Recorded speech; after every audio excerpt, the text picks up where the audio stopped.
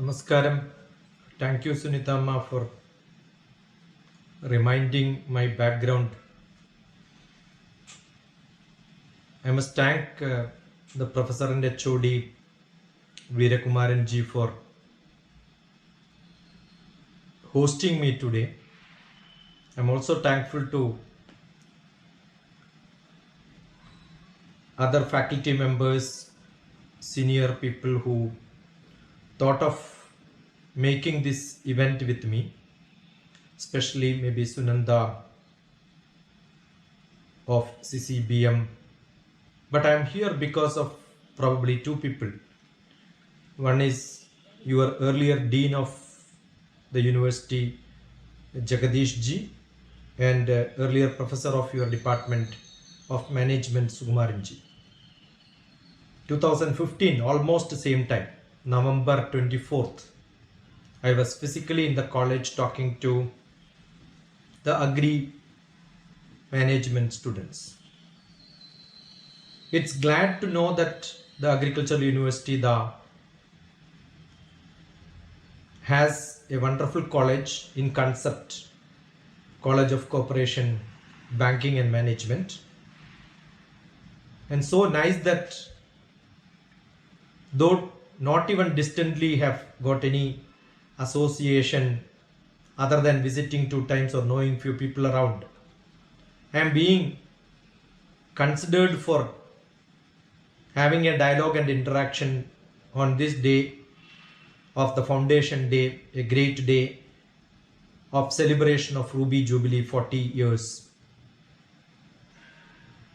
And incidentally, it's also the centenary year of Dr. Varghese Kurian, where I visited his campus probably 32 years back. And I also visited Irma during that time.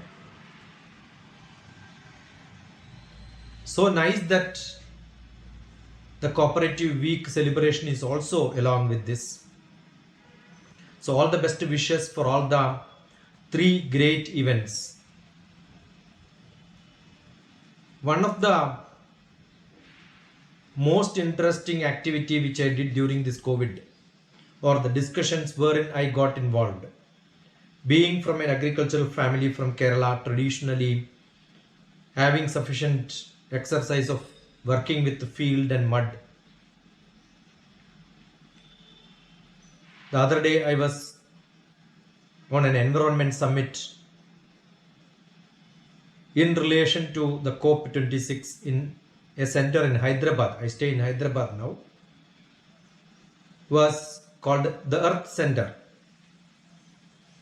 So I was talking about the tradition India had in understanding Annapradana Buddhyanam. What gives food? Agri doesn't mean only for human being. It also serves for all the other living beings, including the plants and microbes and seen and unseen life around this universe, which makes the nature understanding all the Panchabhutas. We have a great tradition.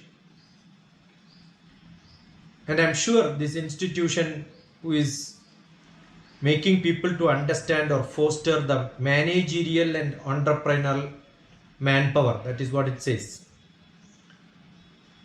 And also understand the technology of the rural community. So when you talk about rural community, how much of what is lost and what is available, and understanding the ecosystem. Most of the time what is used in the developed country as a developed nation is sustainable development, which are being questioned by many of the great thinkers in this field, not by the United Nations, nor by governments, nor by any of the established systems, but the individuals who are really innovative keep questioning this. I don't know how many of you have seen 2 movies. If you have not seen, it is to be seen. One is Cowspiracy and the other one is Seaspiracy.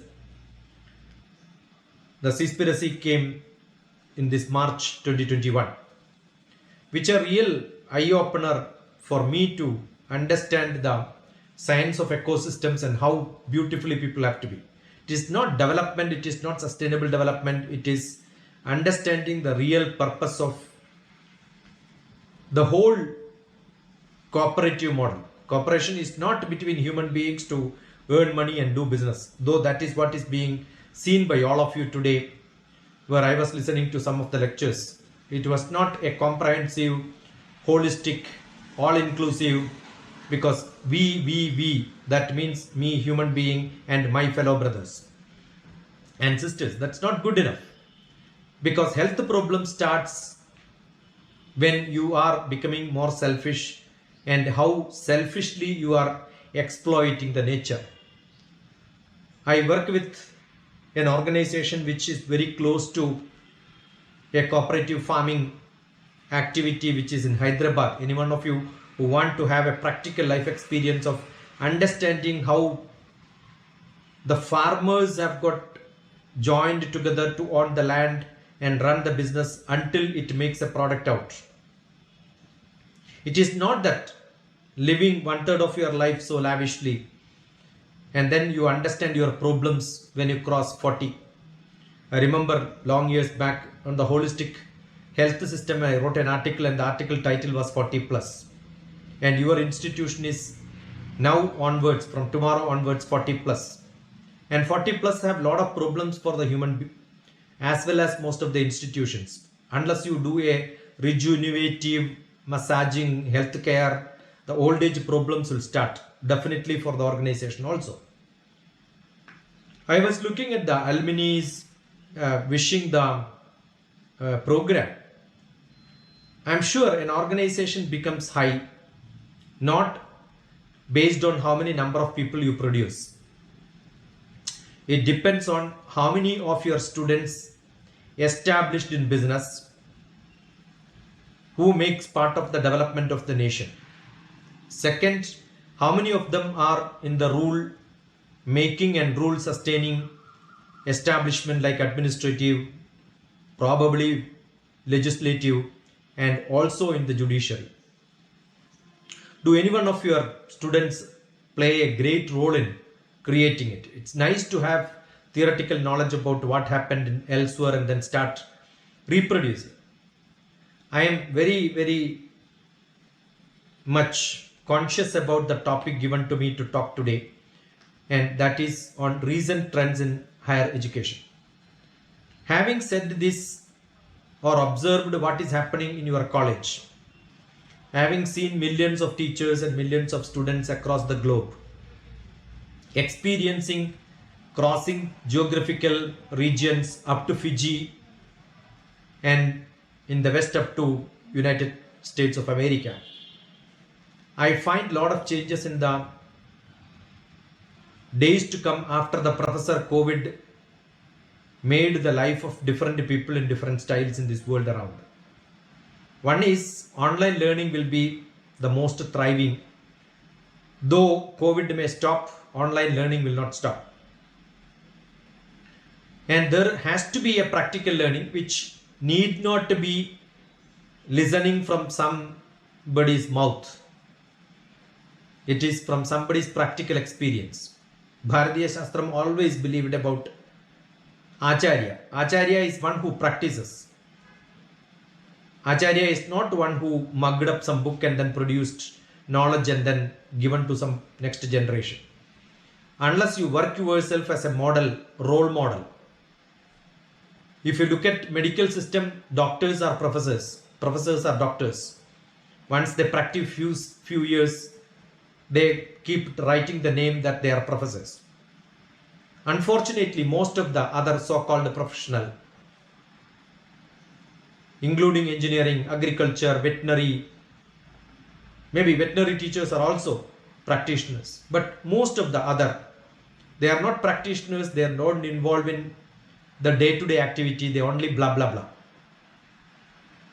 So most of that are found useless, and probably the next generation will understand this is all useless for us.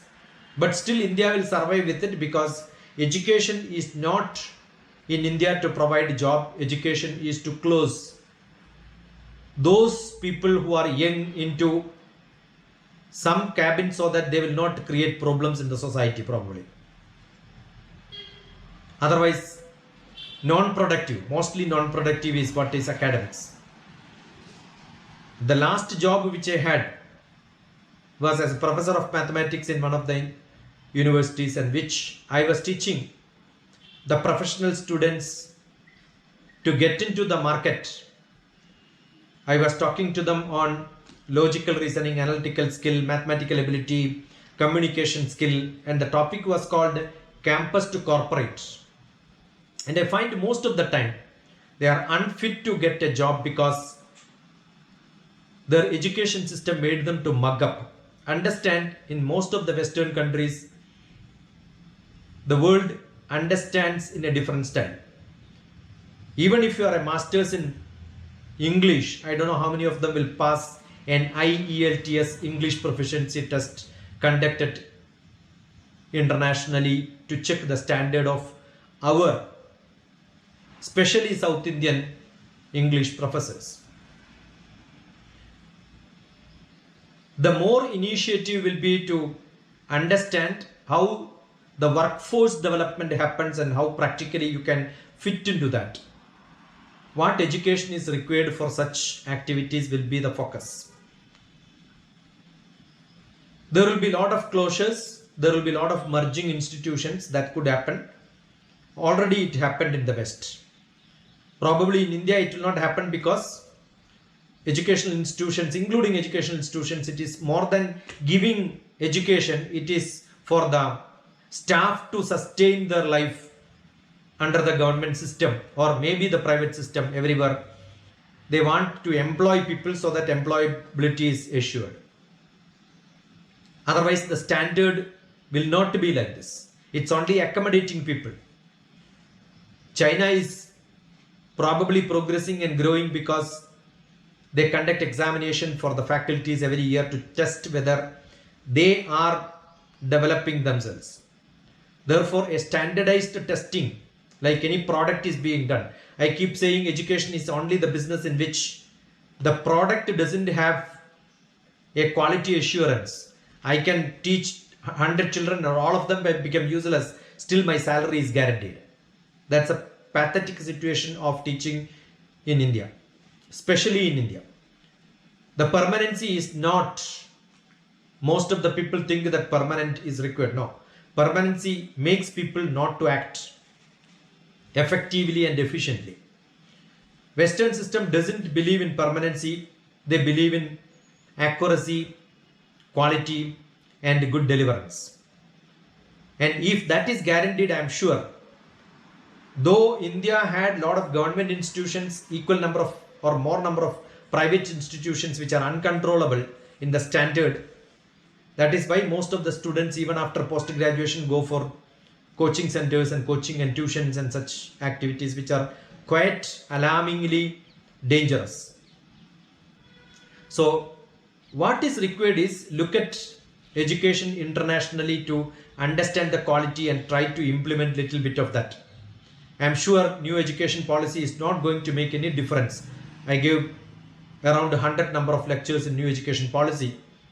It is not going to get implemented in India because I don't think the government is bent upon that. We have got a state and central government tug of war in the role to play, like I heard in the morning mentioning about the cooperative ministry or maybe agriculture ministry or education ministry. We don't know whether it is the state affair of a union affair or both has got a role to play, and it's all politics and big politics. The college admission, the higher education need to be more scrutinized and limited number should only produce, otherwise employability and the quality becomes too bad.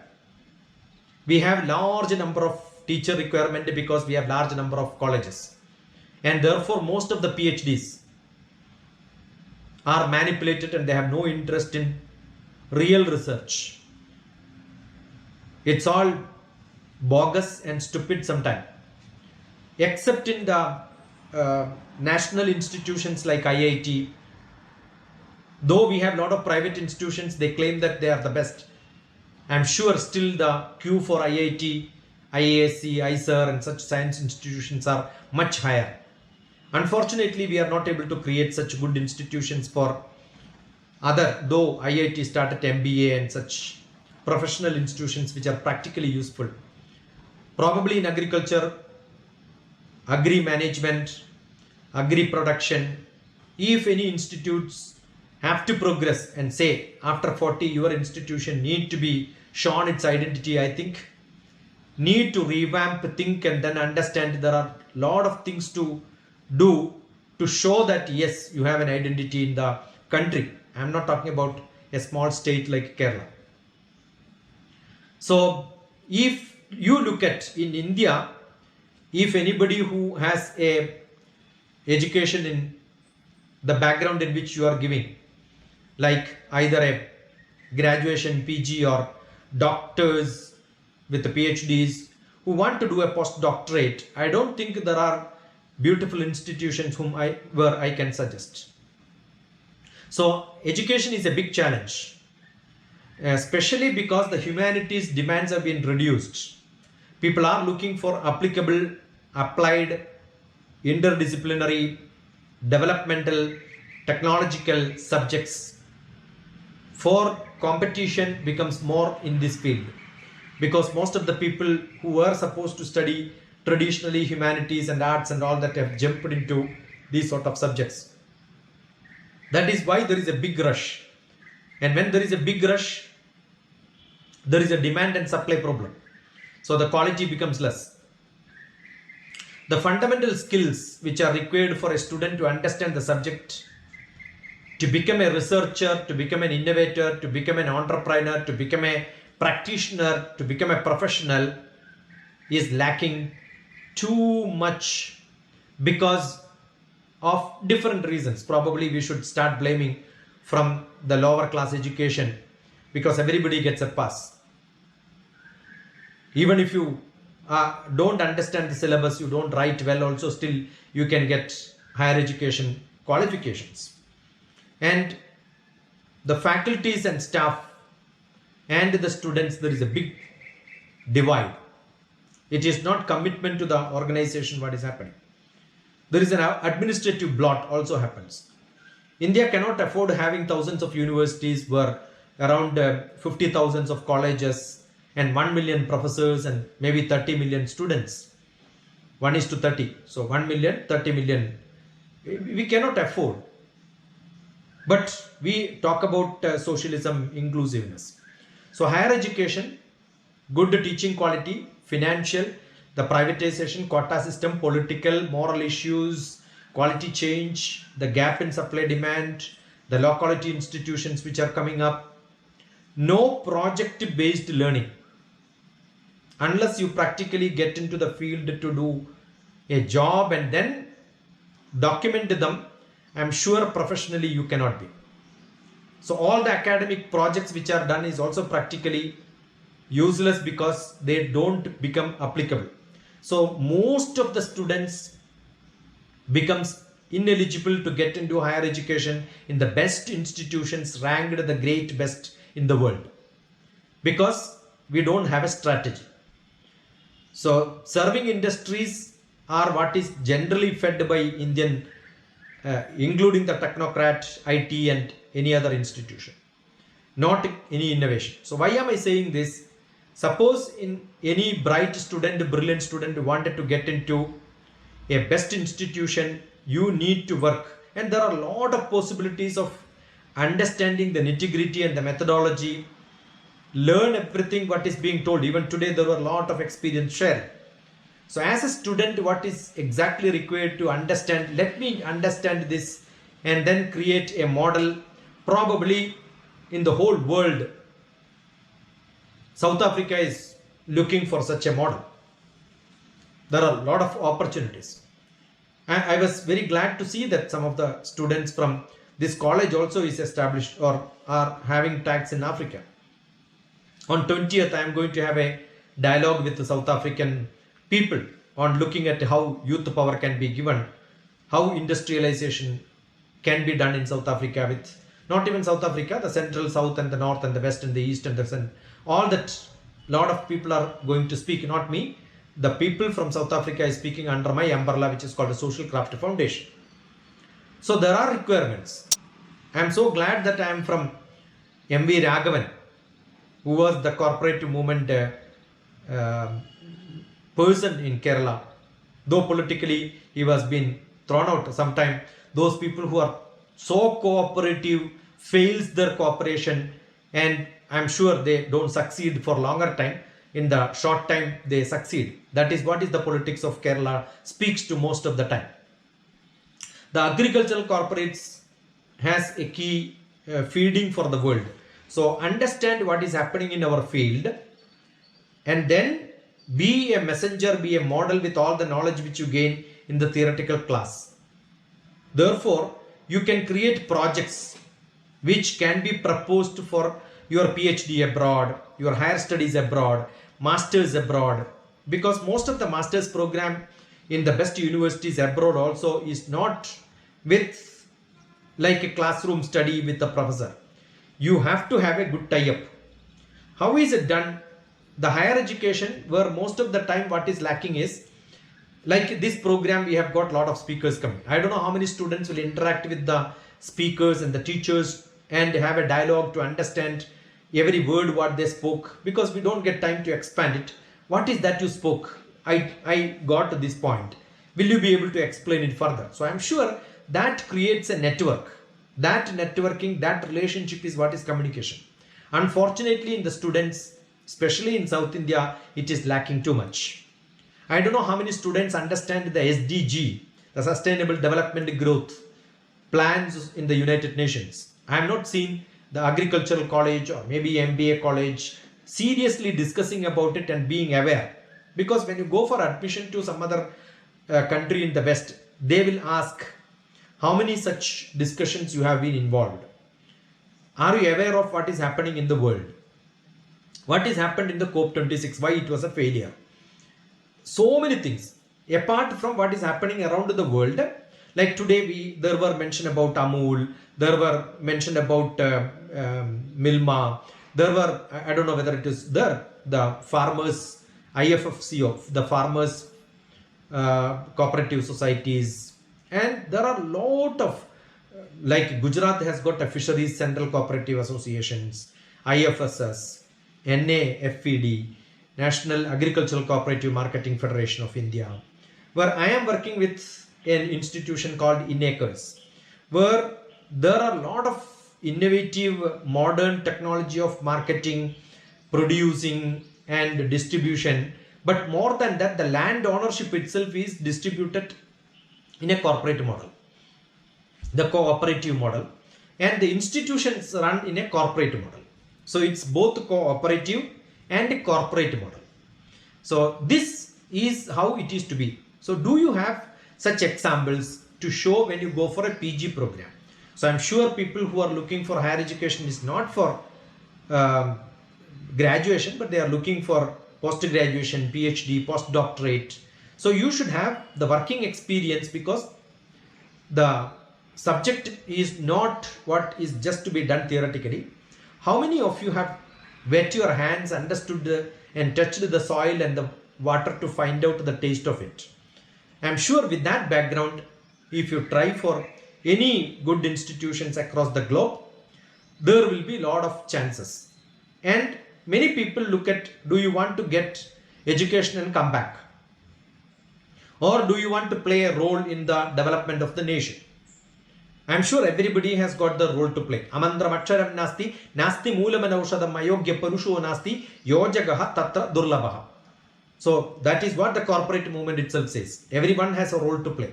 So economic, business, ecosystem, entrepreneurs, logistics, supply chain, all that with your, earlier we used to say 5M, but now it has become 7M.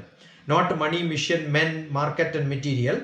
We also have to have the real measurement to understand and the new methods to be innovated.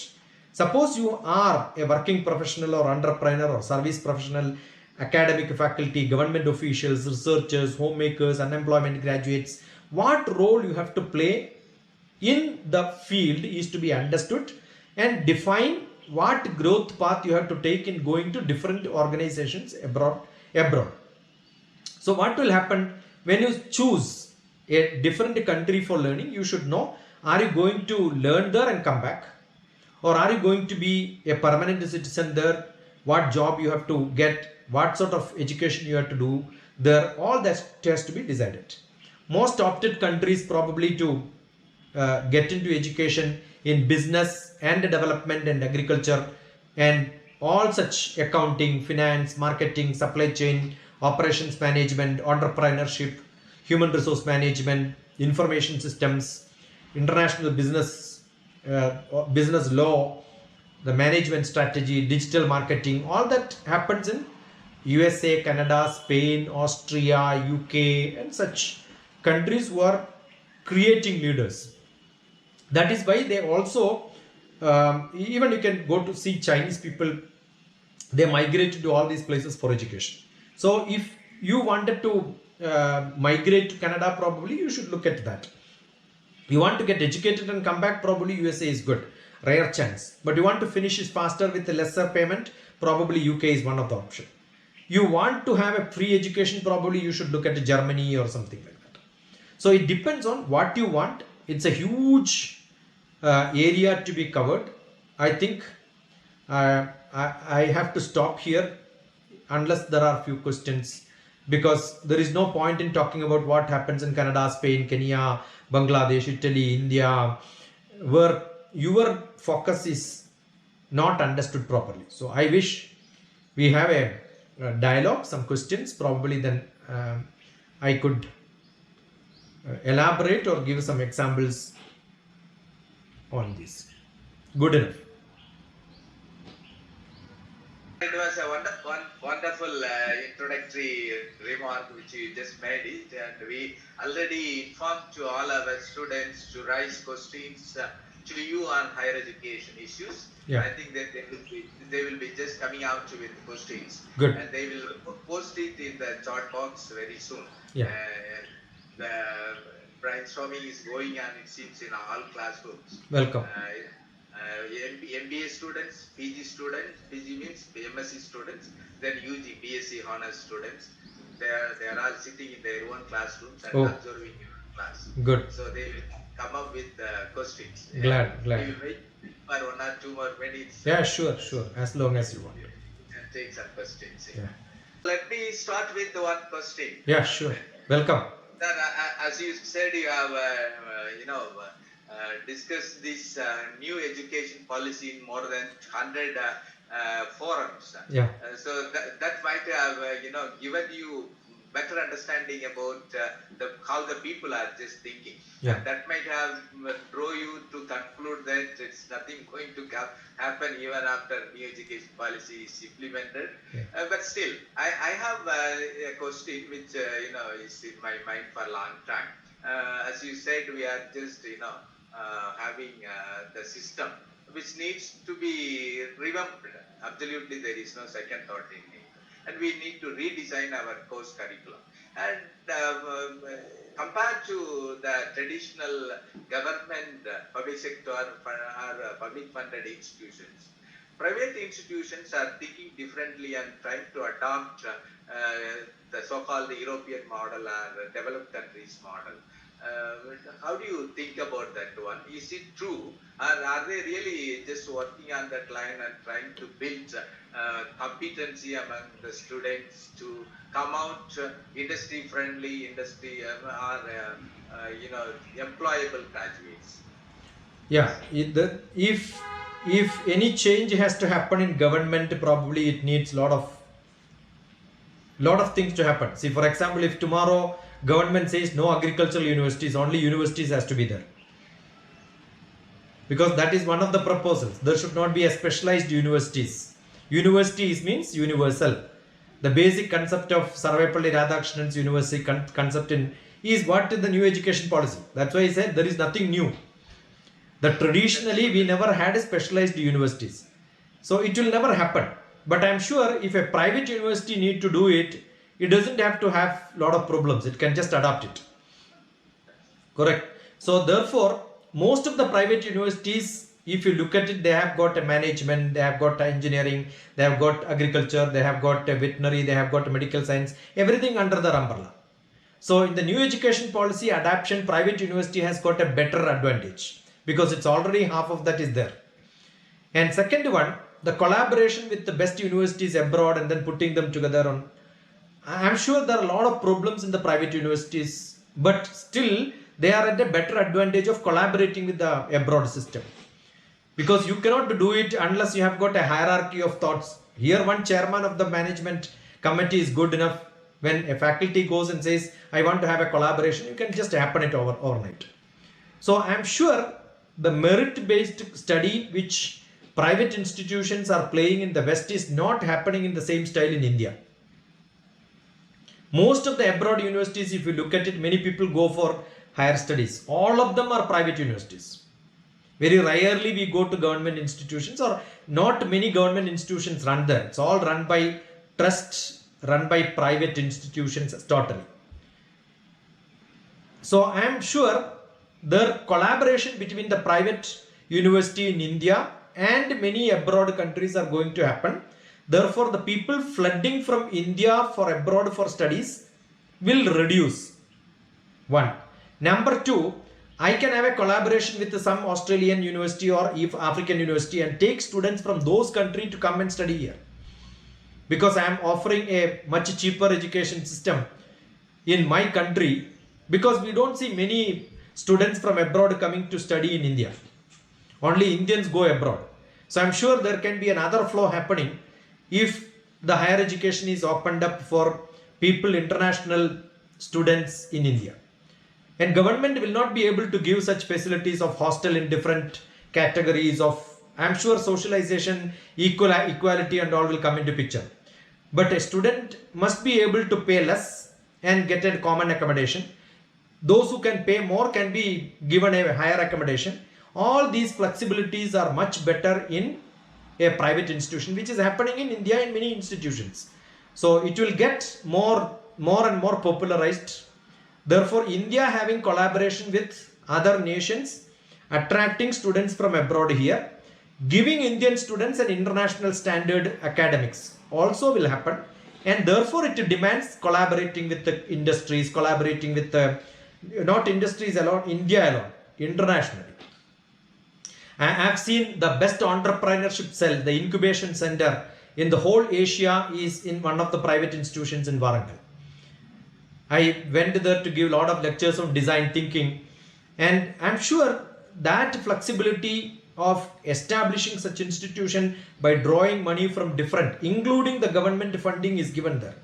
So government is very liberal in popularizing the private institutions by establishing centers like that. Why it is not happening in a government institute which is next to that is an IIT or NIT? It will not happen because the commitment from the faculty to take risk, because he has to undergo a lot of hierarchical paperwork, which is much more troublesome than doing an innovative work. Got it? So it needs to be reduced in government, otherwise it becomes big problem for government institutions. So private institutions, there is a better advantage, as you have observed. Thank you, sir. Now you started getting questions. Yeah. The first question goes like this. I think you could see it in the chat box. As per the new education policy 2020, Yeah. the cabinet aims 50% GER by 2035, and it also points that there will be multiple entry and exit options. What this actually means? How far? See, the multiple entry, multiple exit means once I join for graduation, one entry, and exit is after finish only I can come out. The new education policy gives a credit system. I can join for graduation. Maybe after 1 year I feel I don't want it, I can come out. And then join second year after some years. Not even that college, any other college where it offers. So it gives me a multiple entry and multiple exit. Many times I can come out and rejoin. But why I am saying it will not happen that flexible here? Because assume that there are 40 children and all the 39 goes out, only one student is existing in your college. Do you think the class will run in the same serious way? it doesn't happen. So in proposal, it is possible, and what is expected is somebody else from somewhere else will come and join. People become so mobile. But in Indian education, even when somebody becomes a postgraduate and PhD, the parents will tell, don't go far, stay closer to house. So many questions will come. So the social system is not changed in order to accommodate the new education policy. The flexible system is, if I don't like a 10th class, I can quit. I don't write exam, come back and write a 10th class after. Do you think that will happen in Indian system, in social system? Students will not be permitted because we have a dependency. So I don't think the social system permits that well. And people moving across different places is not that, too much is not happening in country. So I'm sure there will be a lot of, I don't think the credit goes from one private institution I have done up to grade, maybe first year BTech. Will another government college will give me second year admission with the private institutions first year BTech is a big question, is to be answered. How are they going to use the credit bank? It's called a credit bank. My education credit bank can always access it and then use it in somewhere else. Like you are drawing money from, though you have an account in one bank, you can withdraw from some other place. Similarly, I register somewhere, but I can write examination in some other college. Will that be permitted? I doubt the practical implementation. That's why I said really possible and effective for new education policy. The second question is that I don't think that will become part of effectiveness, will not come. Even the starting will not come because institutions are not bent upon doing it. Especially private institutions, once you take admission, they will even will not allow you to come out of until you pay the whole fees. Most of the private institutions are looting students. How can they permit this? They will not permit, I'm sure. That's true. Yeah. Sir, there is one addendum in a higher education system, Yeah. which has to be given more importance, skill-based or knowledge-based education. See, there are, I believe always, this is DrTPS belief. I always believe performance depends on skill, attitude, and the opportunity given to him. Skill includes knowledge. Suppose you have got a bike mechanic who is repairing a motorbike. He may be a 10th class fellow or 8th class fellow. He would have never understood the combustion engine. How does it work? But still he has got a skill to repair it. But we want a person to get a BTech in mechanical or automobile where he understands the mechanics, he understands how the machine works.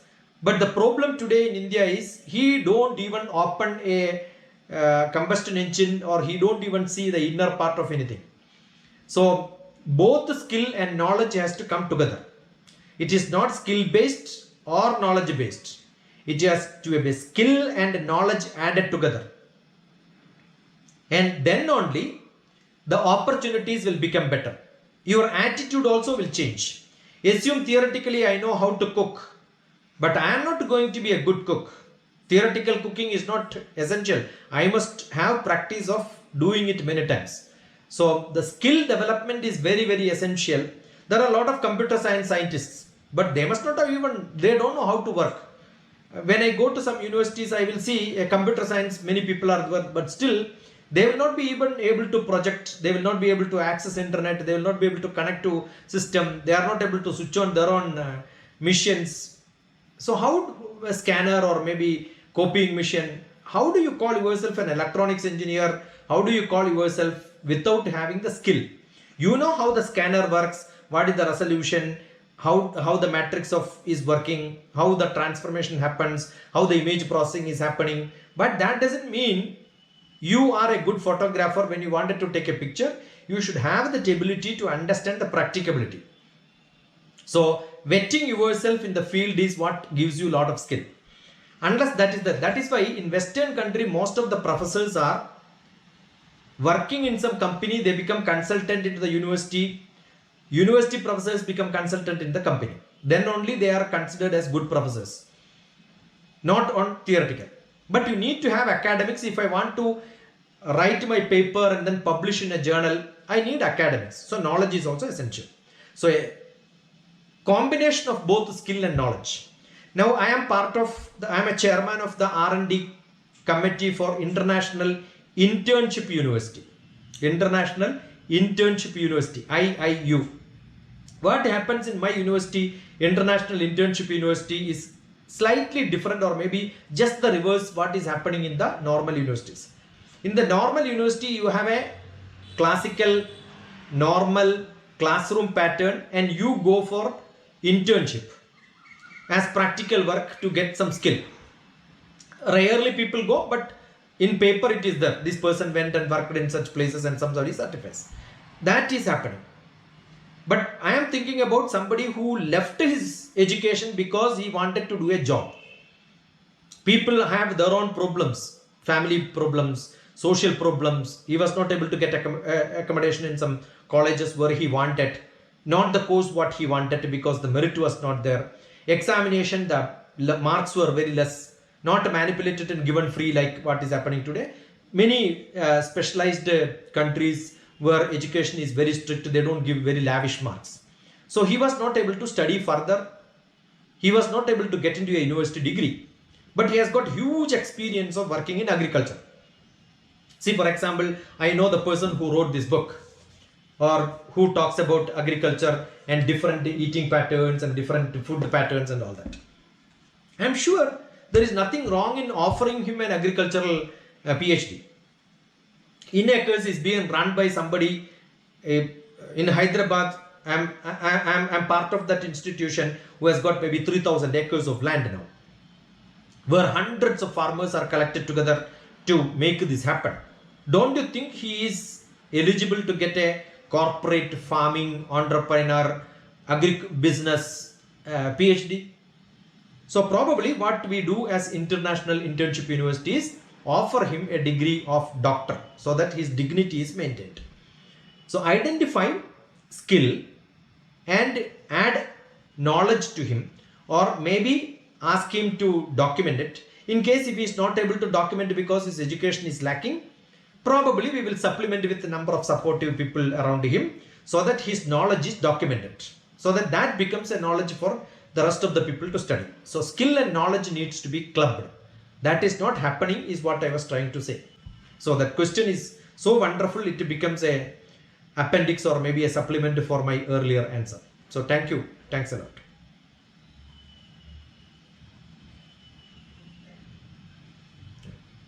Sir, we will take one more question. Yeah. Before the closure. Yeah, we will wait for one minute. Yeah, there is one question there. Sir, what is the various challenges faced by the higher education system in India recently in the midst of COVID-19 pandemic? I happen to be part of Academic Staff College, Calicut University in 2005-2007. So what I did first was I went to Jawaharlal Nehru University, JNU, Delhi, and learned how education can be digitally. And then I learned a multimedia based classroom, how your class can be documented. And I was part of EMMRC, Educational Multimedia Research, which gives lot of classes by teachers to document and put them. And therefore you can become an international teacher. I remember I was forcefully making the teachers who come for my Academic Staff College program to do half an hour of their digital class. People were reluctant. I had a lot of enemies. People said, why are you forcing this? This is not part of our job. But I know what Professor COVID taught all of us, to at least to do the same thing today. And unfortunately, digital class is not putting what I want to speak into PowerPoint and read it.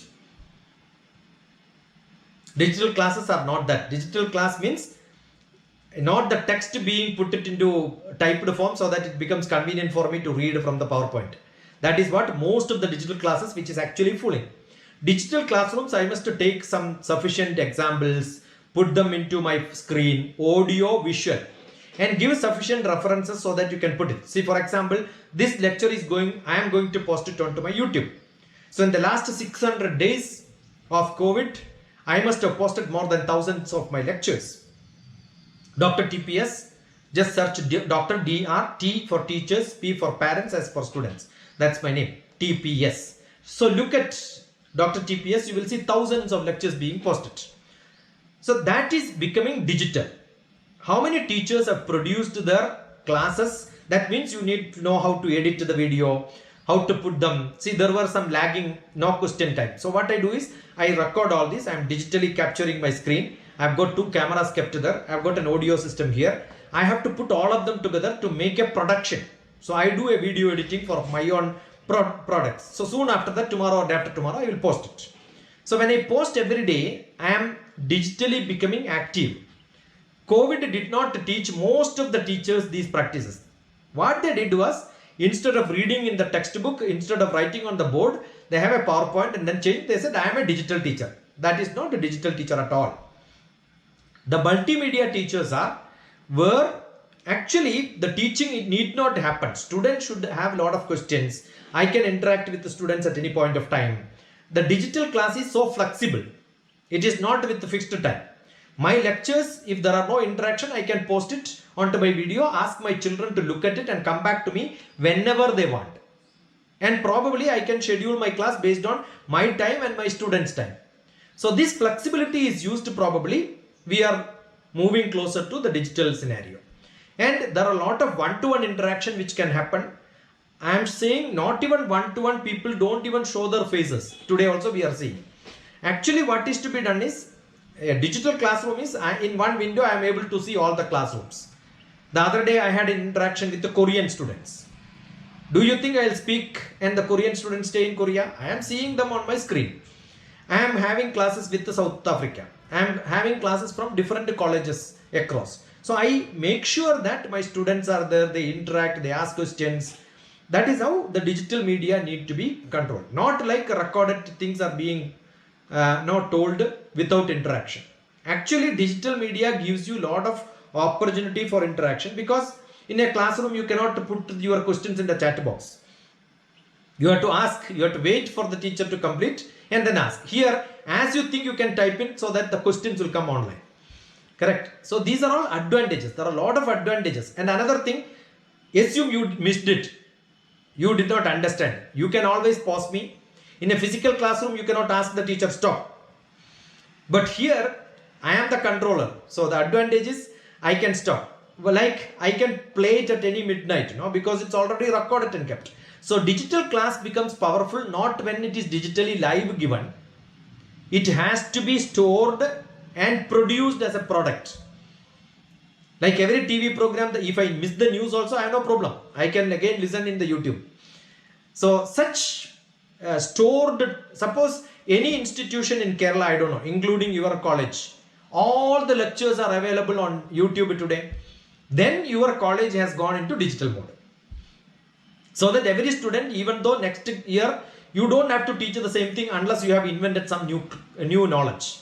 You can ask your students, you go through the internet, YouTube, all the first year classes are available, and come back after preparation and ask questions.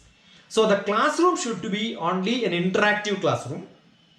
Then only the advantage of real digital is used. Otherwise, digital is only the normal classroom you are putting onto a video.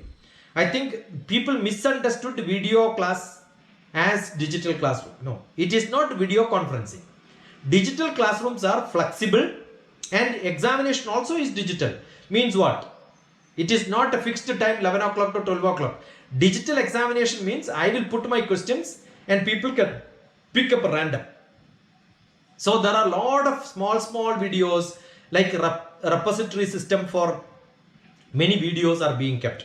If you want to understand, even UGC it is stopped, because government, what happens if the director is powerful, he will have it. If the director changes, the whole collapse, the program collapses. So CEC, Consortium for Educational Communication, was doing wonderful job when I went to there for learning it. And soon after 1 month of learning, I wrote a book called Adaptive Learning. That's called Adaptive Learning through e-web and net learning. This is in 2005. I'm sure even today, half of this is not being implemented in the digital classrooms.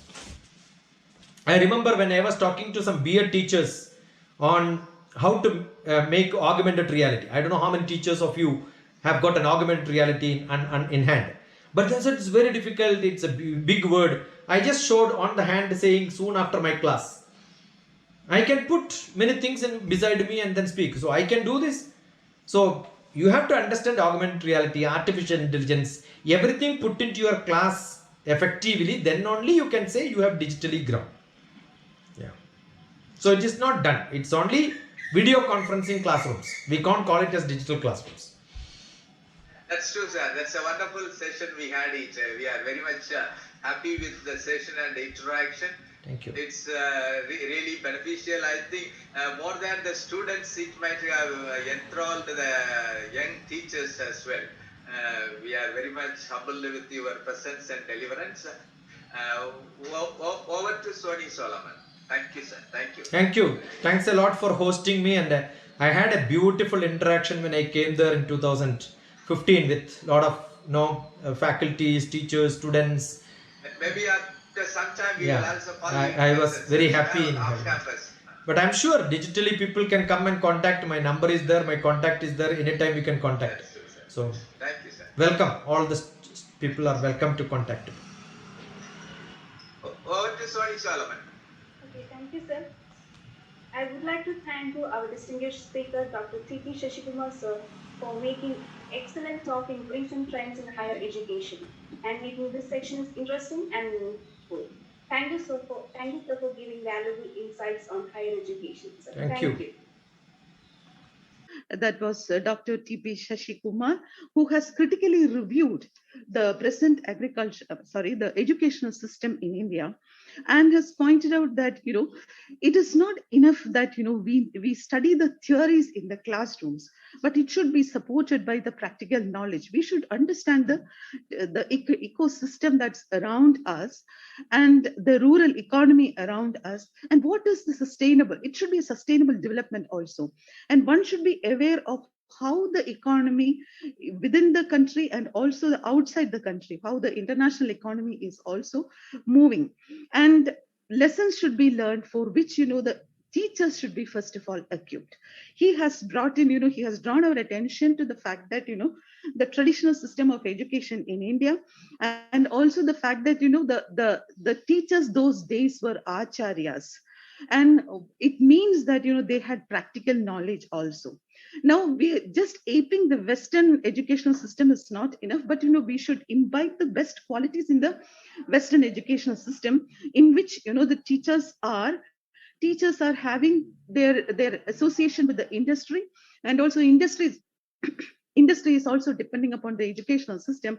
So it is a give and take between the industry and the educational system, such that the students and the teachers are well equipped to face any atrocity, any situation within this ecosystem in which they are living, and in the industry, whatever be the subject which you are studying.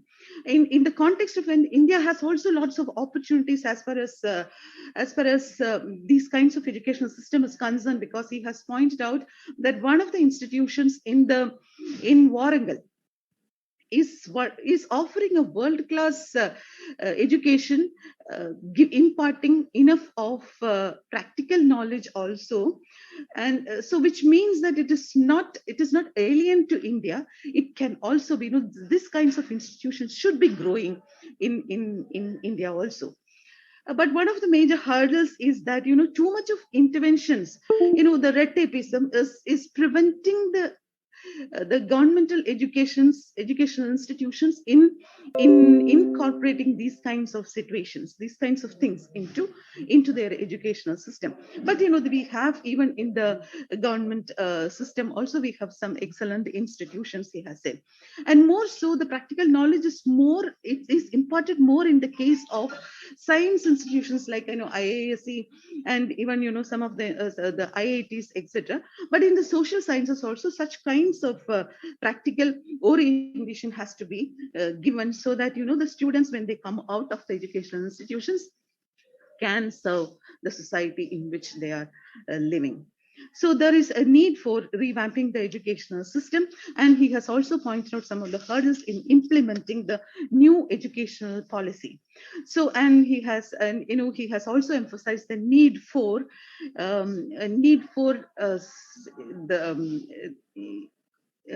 integrating skill, knowledge, and also the attitude and also the opportunities should be given for the students for hands-on experimentation.